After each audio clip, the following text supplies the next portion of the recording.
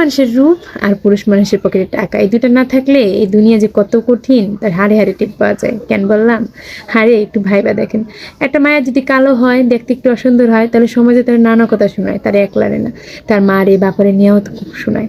তারে কেমনে বিয়া দিব, কে নিব, এরকম মায়া কে ঘরে তুলবো, কত কথা। ছোটবেলা থেকেই তার মানুষ অবহেলায় অবহেলায় বড় করে। আবার একদম বিয়ের বয়স হয়ে যখন বিয়ে হয় না, তখন কি যে কথা শোনায়। সমাজে মানুষ বলবে, মেয়ে তো বিয়ে হচ্ছে না, গায়ের রং কালো, মেয়েকে কুটি বানাই রাইখা দাও, এমন মেয়ে জন্ম দিলা, পাইছো কই, দেখতে কান্নান হয়েছে, আমার বংশ তো এরকম নাই, আমাদের বংশেও তো নেই, তোমার মতন হয়নি, বাপের মতন হয়নি, তা মার মতন হয়নি, এই তো কত কথা। আবার যদি পুরুষ মানুষের টাকা না থাকে, তাহলে বউ কন, বাবা মা কন, ছেলে মেয়ে কন, কেউ দাম দেয় না, সবাই স্যানস্যান করে, মরলেই যেন বাঁচে। পুরুষ মানুষ যখন বেকার বসে থাকে ঘরের ভিতরে, তখন দেখা যায় মা বাবার আসল রূপ।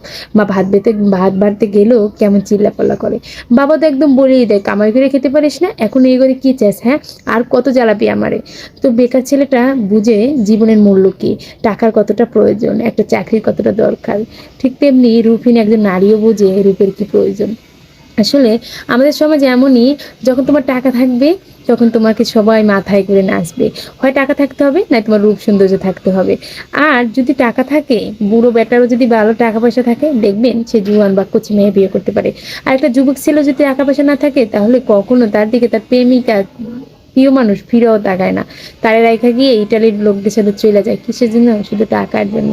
টাকা যে কতটা মূল্যবান তা যেমন একজন বেকার ছেলে বোঝে, আর রূপ যে কতটা মূল্যবান যা বিয়ে না হওয়া 25-26 বছরের মেয়েটাই জানে।